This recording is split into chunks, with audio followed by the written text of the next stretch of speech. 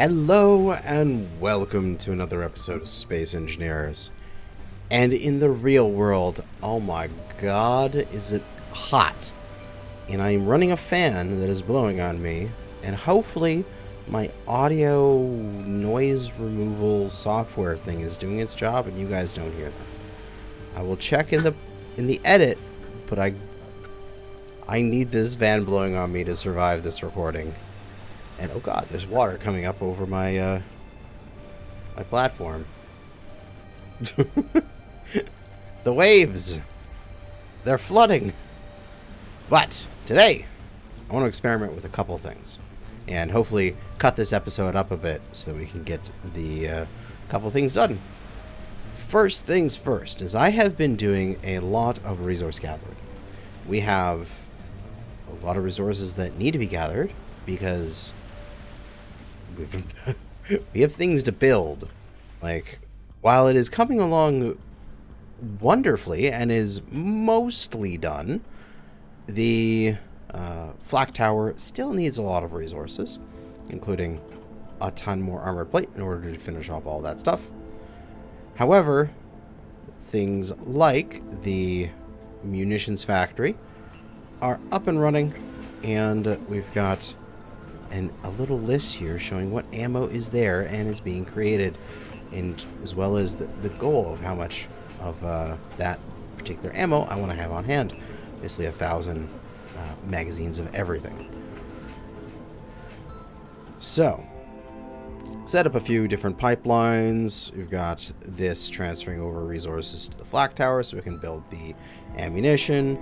We've got a pipeline here transferring resources from an additional drill, just pumping stone over to the Discovery, just so that it has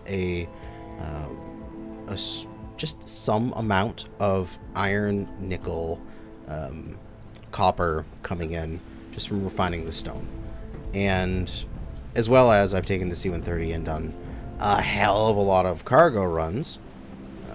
Just a transport, I don't have to worry about you. Hell of a lot of cargo runs to get resources, which is awesome. However, I was finding that when I was flying the C-130 here, when I would try to take off with a full load of cargo, and I mean like every single one of these medium cargo containers filled to the brim with refined iron, for example, or I believe, is it refined copper is the heaviest? Or copper ore? I can't remember which ore is the heaviest.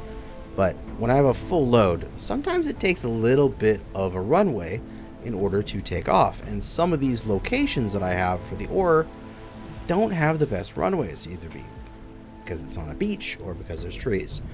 So therefore, I think we can do some JATO here. Some jet assisted takeoff. And for that, we are going to think about how much thrust this thing currently has. Right now, it has a Prop L 8-blade right now, 4 of these. And this gives, if you can see there in the information on the left, 612 kilonewtons of thrust. So 612. We can drop the kilonewtons because we'll just talk about everything being kilonewtons. So 612, essentially 600, just for easy math. Because we have 4, we have 2400. You know, 6, 12, 18, 2400 kilonewtons of thrust. What I'm thinking is that we can upgrade this with some rocket engines in order to bring that up to an appropriate amount of thrust in order to take off with the heaviest of loads. And then once we're up in the air and up to speed, these engines are enough to keep us in the air, but they're just not enough to get us in the air. So as such, we have the different forms of propulsion. So if we go into thrusters here, we've got hydrogen thrusters. We've got atmospheric thrusters, which these are essentially reskinned atmospherics. We have, again, just hydro thrusters, it's just the industrial ones. And we've got rocket thrusters, which are part of the industrial overhaul. So, a large atmospheric is going to give us, again, approximately the same. It's got 576 kilonewtons, so essentially like majority of what one of these propellers is doing. But it's going to consume a bunch of power, which means I'd have to put on more engines, which means I'd have to put on a lot more weight onto this thing, a lot more infrastructure, and I'd have to probably fill up the cargo bay here with just more stuff in this area here and this area here. The hydrogen thrusters, because we did run this thing on hydrogen before, and we do have a hydrogen fuel station, which we can easily fuel from. They give 480 for their large, and only 94, so essentially 100 for their smalls.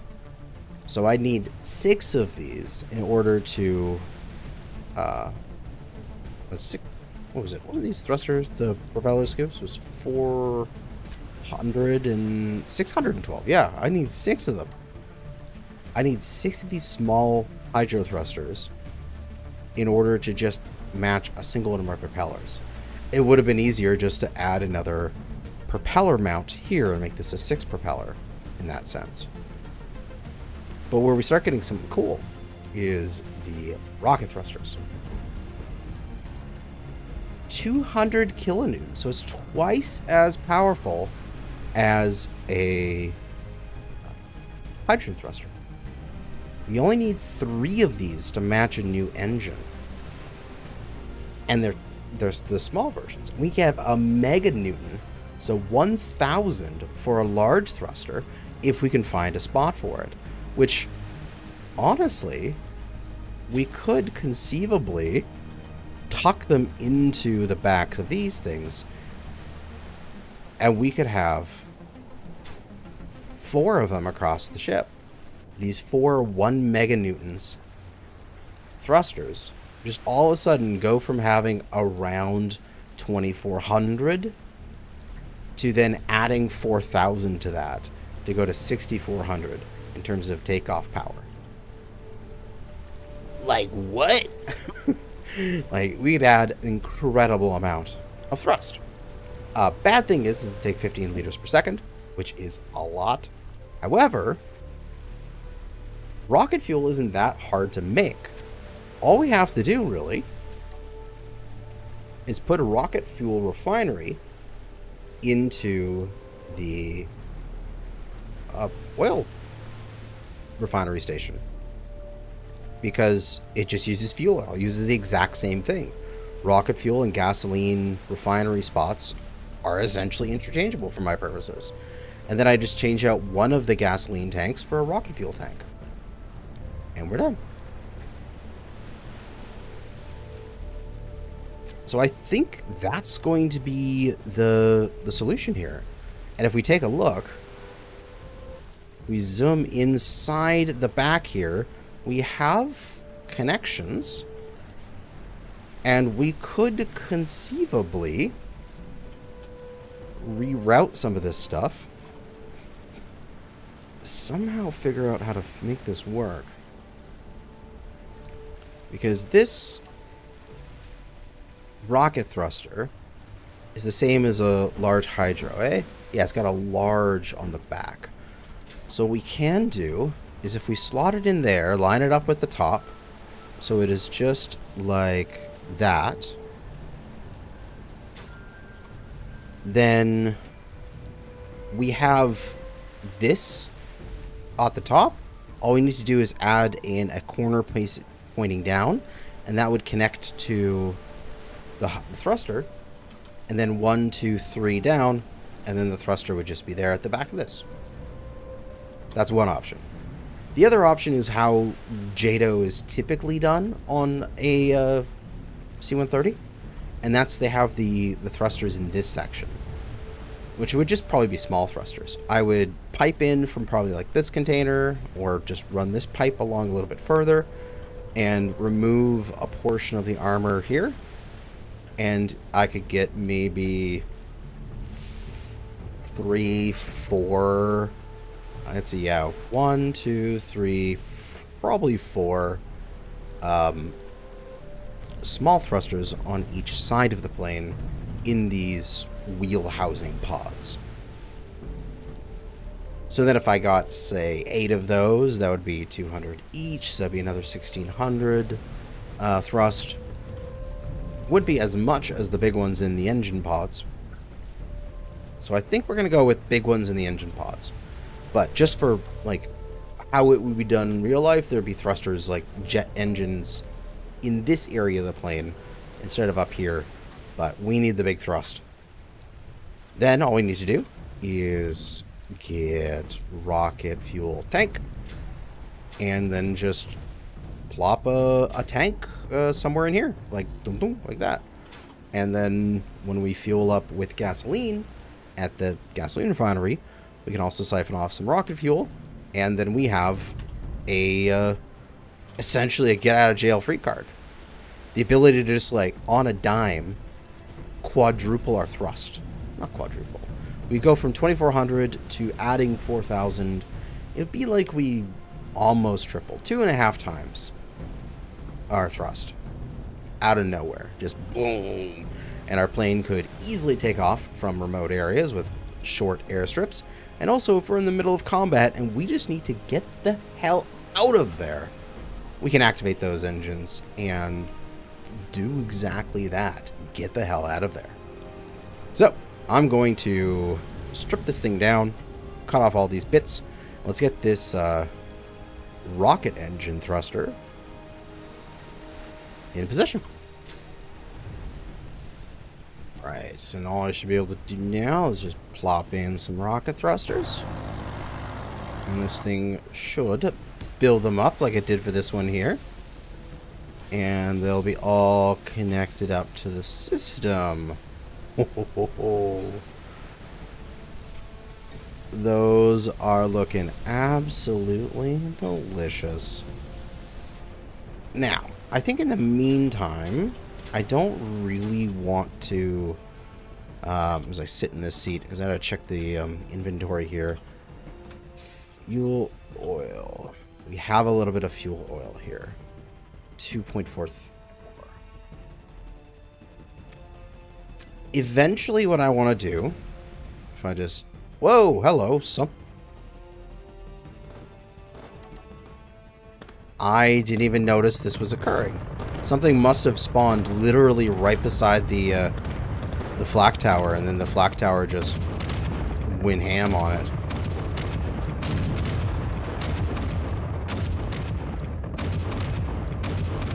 Alright. Flak tower, doing your work. Right as you were supposed to. So whatever that was, it didn't last very long. Any noticeable damage? Not that I can see on this front side towards the target. And the 203s still shooting. Excellent. So, anyway, I lost my train of thought with things exploding. The rocket fuel is the exact same model and size as this for the gas refinery. So I'm wondering if I put in 3 gas refineries and a rocket fuel eventually, or I could put a rocket fuel, like a pair of rocket fuels over here or something like that, and pipe them up as well. That'll probably be more likely, as I'll add a rocket fuel here. So I have 4 gas and a rocket fuel, and then I'll put like an expansion to this and add a little bit more tanks for rocket fuel. Because I'm not sure how much I'm going to need. But that'll be for the future. At the moment, we don't need that much because we just need to be able to run just this. My only applications for rocket fuel for the next conceivable future. And this is where I'm currently docking the C-130. And therefore, where I should probably try to refuel it right now, I'm going to plop a rocket fuel tank and make sure we are plugged in. I want one there and there, and those should get built up pretty soon. And we are going to put a rocket fuel refinery onto this little amalgamation here, sticking out into the water. As we should. Come on. Yes to that orientation. Should put all this stuff in, because we should have everything that we need.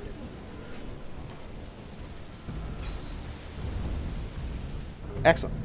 And now the 2.4 thousand fuel oil that I have on the station here should nicely flow into there, and this should start producing rocket fuel for us. So if we look at our rocket fuel tank, it is currently filling up, although slowly, but it is working. And as such, we can throw a small tank onto the side here, just a itty-bitty one. We'll just need a little bit of steel plate. Something just like this. That's 30,000 capacity. We don't need anything more than that. And then that way we can stockpile in between. Should be all good. Rocket fuel tank, bottom. And that'll get built up here. And I don't think I need much of this material, so I should dump it.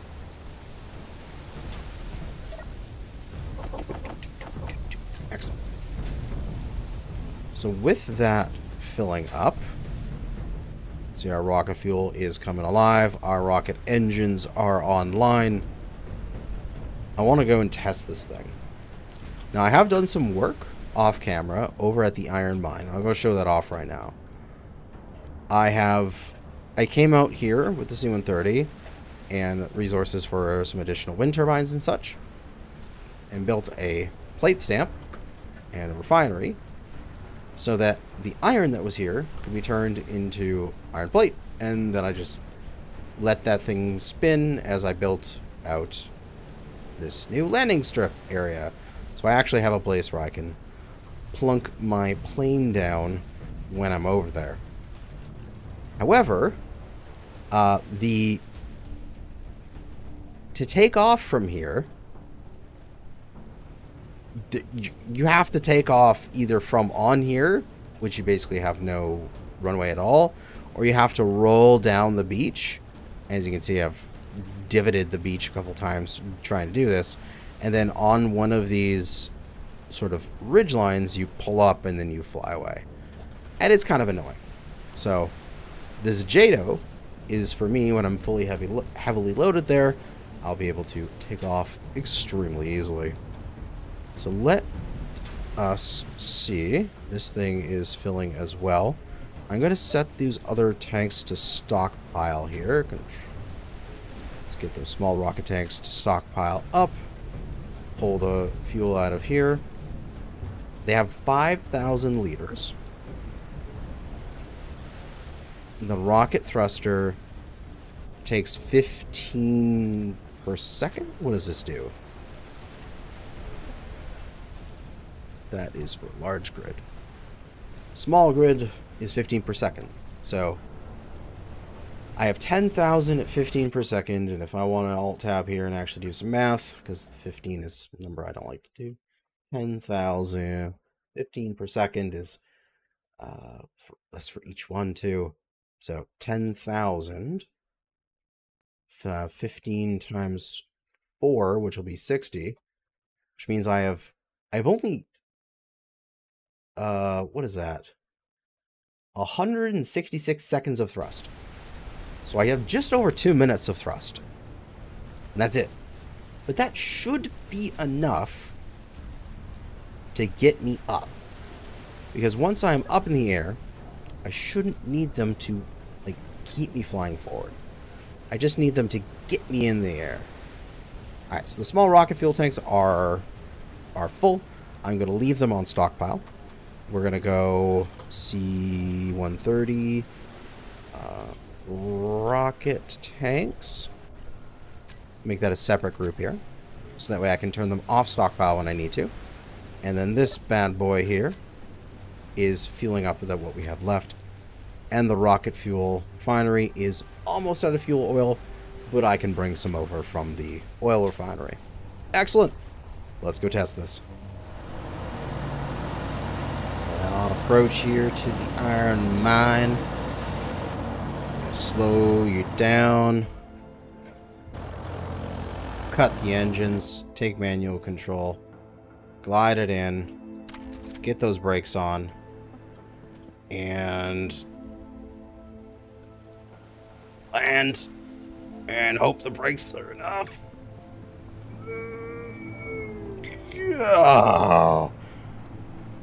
Bonk. Perfectly calculated in every which way. It is perfect distance. Just enough. Ah, glorious. Okay. So. Now. See, I have been running just the ore for the while because I haven't, like, this plane, literally, if I fill it up with iron ingots, which I do have a fair amount here, it won't fly because it's too heavy. However, if I load it up with iron ore, it can fly because it's not so heavy. See, what's the weight difference between the 1,000 of each? Is that's... Oh yeah, literally 50% more weight. This takes less space, but it is heavier than the ore. Oh, and then because it takes less space, you can take more of it, which makes it even heavier. So like an equivalent space would be even more weight. But yeah. So I had this sorter here set up to ore. But let's try it with ingots today. And, yep, there we go. Ingots are filling up. Ow. As I whacked my face on an autocannon.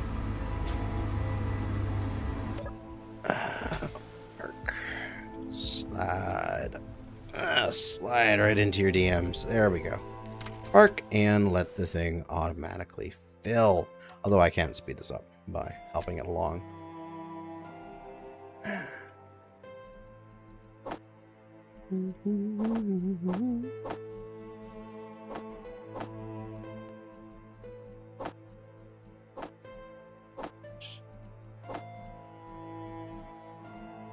So we get out here. All the medium cargo containers are going to get filled.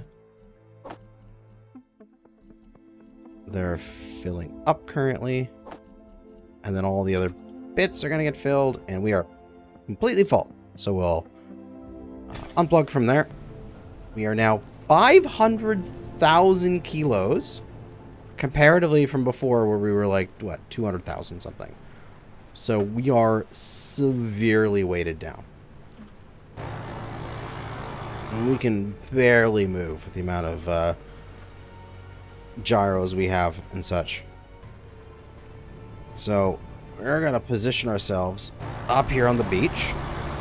Because that is probably the smoothest and longest takeoff we have. And my plan for this takeoff, if I can get myself into position first, is we don't have much room to take off. However, we do have some help with the terrain. So, if I get my camera over here. So first off, bad thing is we are on an angle. So we need to flatten out as soon as we take off. But we're going to roll along the terrain here. Roll down this divot. And push as hard as we can. And try to take off here at this second divot. Which is kind of my strategy for flying at this location. So what I want to do is stay on the ground as long as possible. So I can build up speed. And then at that second divot, pitch up hard. So I can pull away using the power of my JATO thrusters. So I'm going to save scum because I'm probably going to explode my plane. But that's fun. Let's go. 3, 2, 1. Launch. Activating JATO. Now.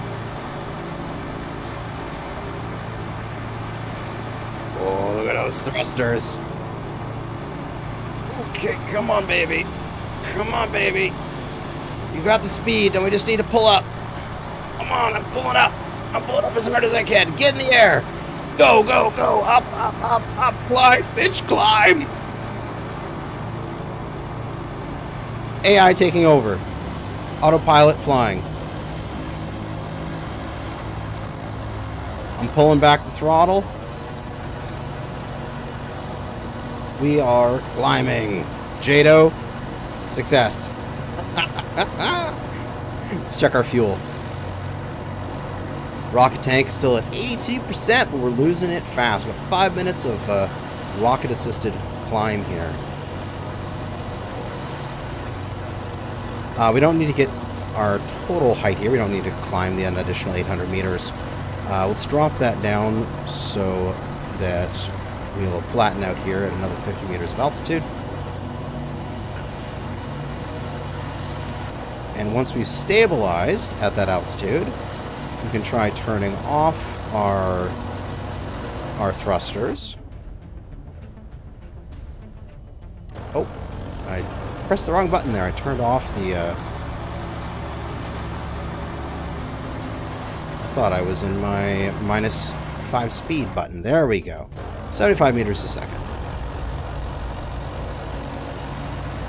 And we are leveling out at altitude.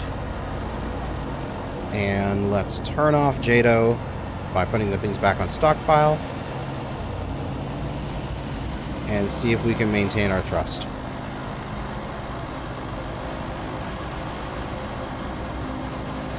We can maintain level flight.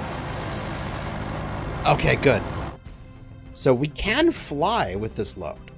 We just can't get up to speed with this load. Because I was not able to before. Like, literally, could not take off with this amount of weight. And I was ending up skipping along the surface of the ocean, needing to let it hit, like, sink to the bottom and then drive it back up on shore. So there we go. JATO success. We managed to take off with 500,000 kilos of weight. Damn. That's awesome. And also, since we can, let's pump the speed back up to full power here, just to get some cool looking images of this. Start turning towards home base. That and that. And wow, we're searching for a thumbnail now. What button do I need? 5. Oh yeah.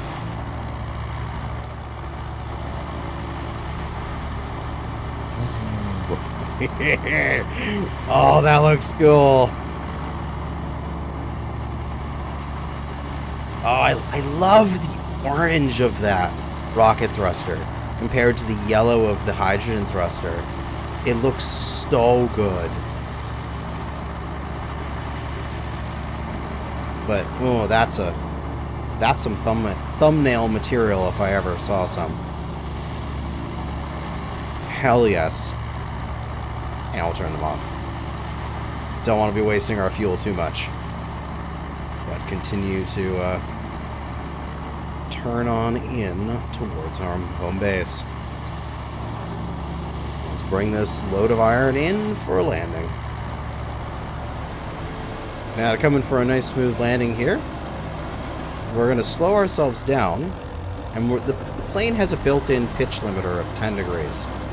So it won't pitch any harder than that.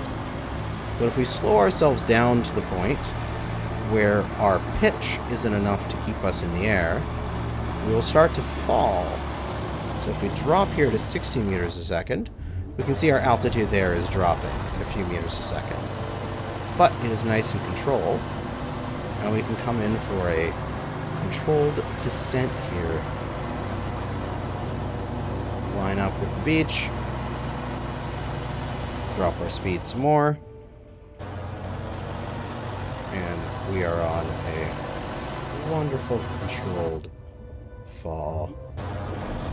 Well, I need to get down low enough to get underneath that pipeline. 50 meters of speed, altitude coming down. We'll give it a little bit more thrust right at the end to flatten us out. Take manual control and flatten them out for the landing gear. Landing gear takes it. Oh, I think we might have... Did we? Oh, I think we bust some landing gear. Did we? We got a hole in the beach there. At least we're, did we bust landing gear or they just glitched through the surface? No, they bust. Damn! Broke our plane on landing. That sucks. I just gotta get a couple... just gotta get a piston. Just get a piston, push it up, add more wheels, drive it over. Easy fix. There we go. I just dig out a little bit there. And now we can get out of here. Push myself forward. And then get all three of these pistons to reverse. Should get back on my wheels. Hey, wonderful. So that's something else I'll have to look at. Because I might have to add more wheels down there if I'm going to be landing with 500,000 kilograms onto them in a fairly aggressive way. But that was one of the experiments I wanted to do today. The other one should be fairly quick here. And it is something I want to show you guys in relation to how I want to destroy all of the desert bases. I want to destroy them with artillery. And not artillery turrets, but self-built artillery. And let me just get rid of these first. Alright, so we're going to test this. Doesn't need to be anywhere particular, it just needs to be within range of the build and repair here. So I'm just going to plop down. Let me just show you, please show me your range so I can throw it down in that area. And I'll just plop it right here. We will do a local grid line and just set up a little platform and get a tether. Oh, it's power lines, right? Mod called tethers, thing called power lines, so that we can get some power out here. You're building it for me? Thank you. You're so nice, build and repair. Ah, perfection. So, what I have done is some math related to the artillery guns, namely the 203s. Now, this isn't the 203 guns, the turrets. They do their own thing. This is the 203 howitzer. It uses bag charge ammo, which allows you to choose how much propellant to load at different ranges. Use ammo cycle to change the range. Projectile speed is 125 meters a second, 225 meters a second, and 325 meters a second. The great thing about this is it can do indirect fire. So, we're going to do that. We're going to get a rotor, and we're going to get a hinge, and we're going to get a seat. Probably control Z. We got the stuff for that. And we're going to set this all out. And we're going to kick some ass. Aluminum. I'll just get this built up. I'll be right back. Alright, we have our little experiment gun position built. And I'm going to show you how I plan to control this. So I'm not going to set this up as a normal turret. You can, but I'm not. And this is just a normal rotor and normal hinge, but I'll make this like properly feeding ammo in the future. what we're going to do is we do have this program right beside us. Is the program... Where's that? Just go into right here.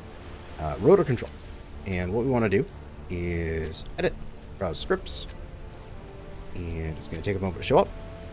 But it's a script by DF Crush, rotor positioning, which allows you to control the angle of hinges and rotors by adding and plussing specific amounts of degrees. And you can say like particular name of the rotor and then what you want it to change. So that like adds 10 degrees to the current angle of rotor 3, which is awesome. So rotor position, that's great. We don't need to do anything to this code. It is all in how you set up the arguments. So I have named these two things. We've got test rotor and test hinge. So I will want it to have it set up on my bar here with left and right being my 1 and 2, and then 3 and 4 being my elevation. So if I look at this rotor and I see that if I minus it, if I take away, it turns left. So what I'd like to do is set up for that. Here we'll go run. This will be test rotor -5 and test rotor +5. What this should do now is when I -5, it turns 5 degrees every time I press the button.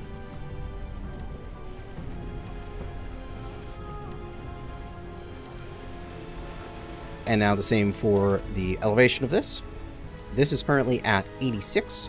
So if I take away, it goes up. If I add, it goes down. Of course, that could be the opposite if I was aiming the other side of it. And just because I want to show this off, I'm just going to reset the sun. I just want to show this without it getting dark. So we're going to go to this and go rotor control. We're going to go test hinge.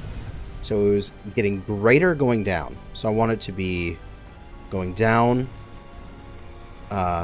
is 3 and going up is 4. So then test hinge -5. So now this should be aim down, aim down, aim down to our wherever we go here, and then we can raise up as far as we want. And now we have a controllable artillery turret. And then we'll put that 203 onto our button here.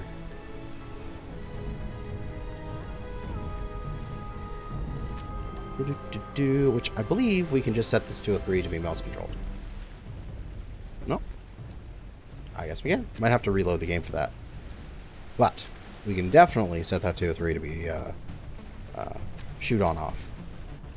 So what we should be able to do is, because these shells arc, we should be able to aim at particular things and choose, say, oh, this, like, let's try to shoot this unknown signal. Why not? We're essentially at water level.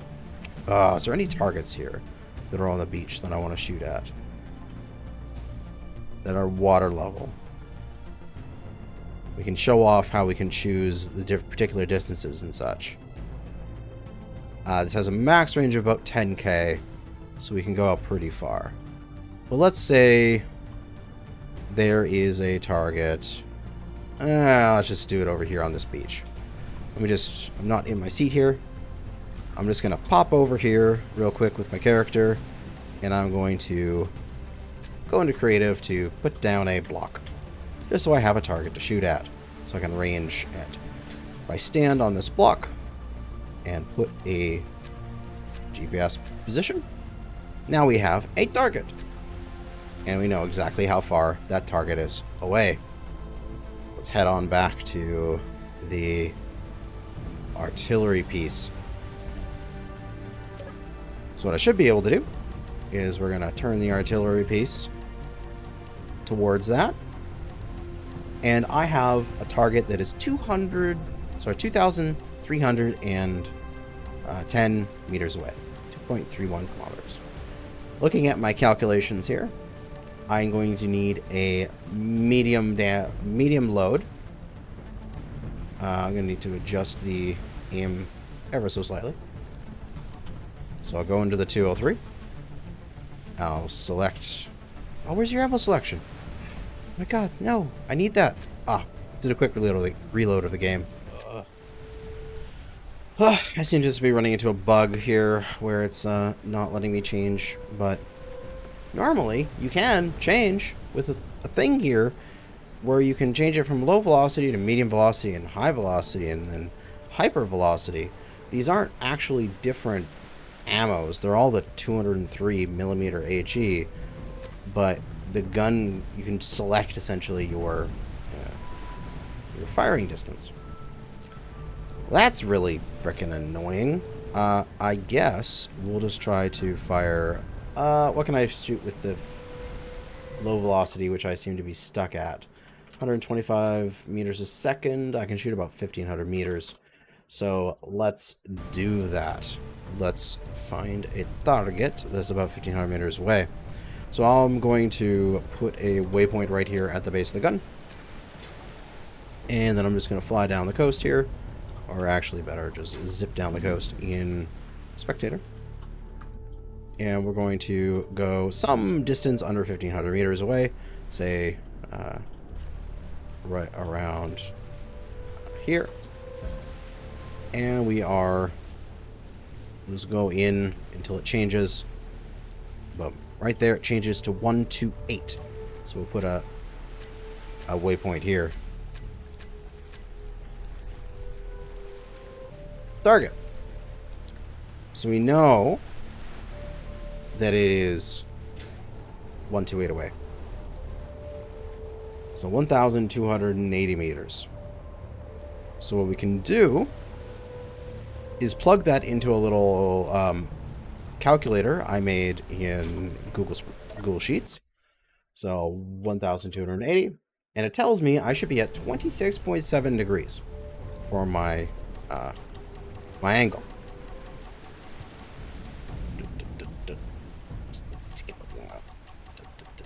Come on, I'm gonna get this thing going faster. Minus 10. Hinge.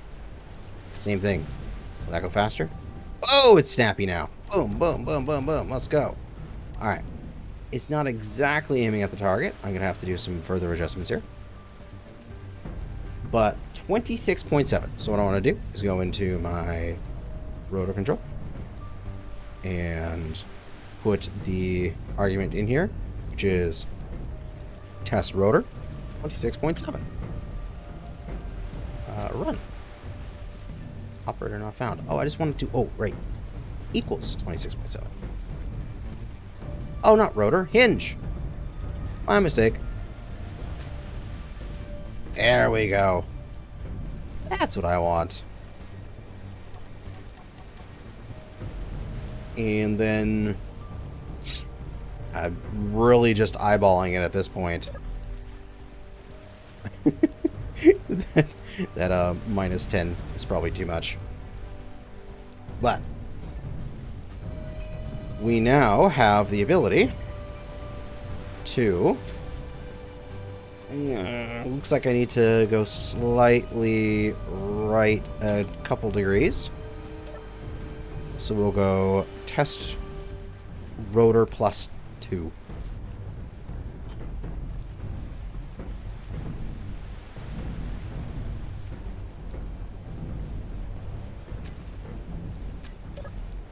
See how that looks. I mean, you can do a better form of this targeting in the future, but that looks about right. And now what we can do is we can get to our spectator as I press the wrong buttons, and we can fire.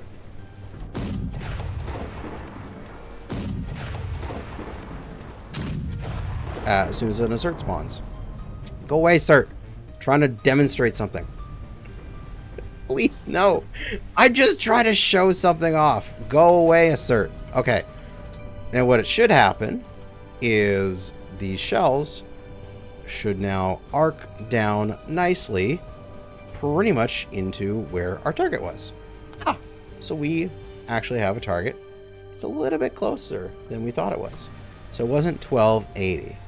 Our target is more about, say, 1220. Okay, let me put that into the thing. 1220. It actually should be at 25 degrees. Okay. My mistake. So then we'll go to our rotor control, and we'll go test hinge equals 25. Run. And fire.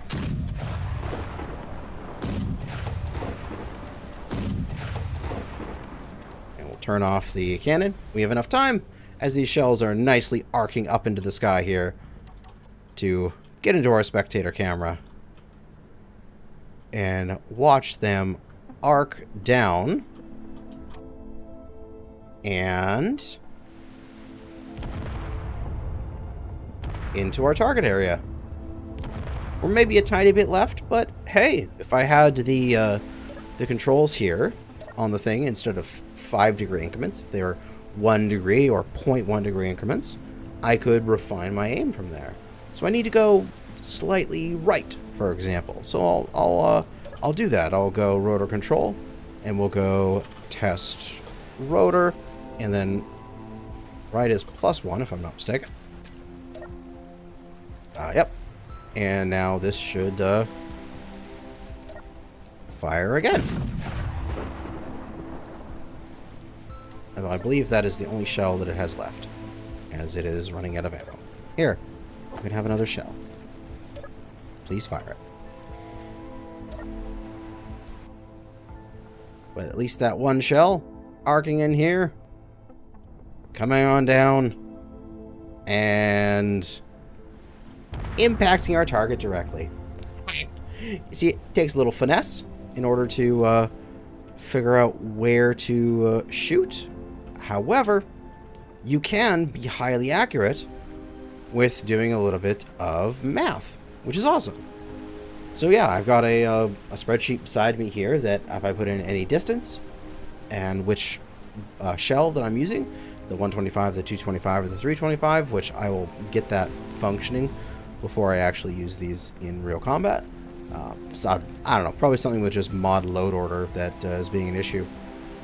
And then you can have artillery shooting up to 10 kilometers away and being that accurate, where we shot a shell and it literally landed right on the target.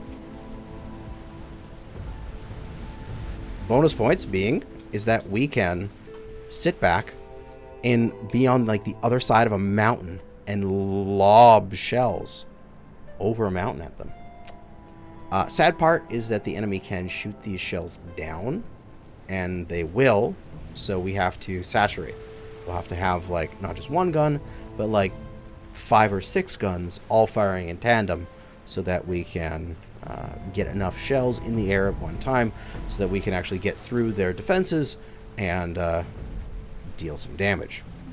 But hey, this is the working example of what I can do with this 203. But that's going to be it for now. We've got the JATO. It is awesome. We'll have to just bring over a little bit more fuel oil over to the Discovery so that it can refuel the JATO on the C-130. And we've got artillery ready in theory here so that we can set up an artillery base.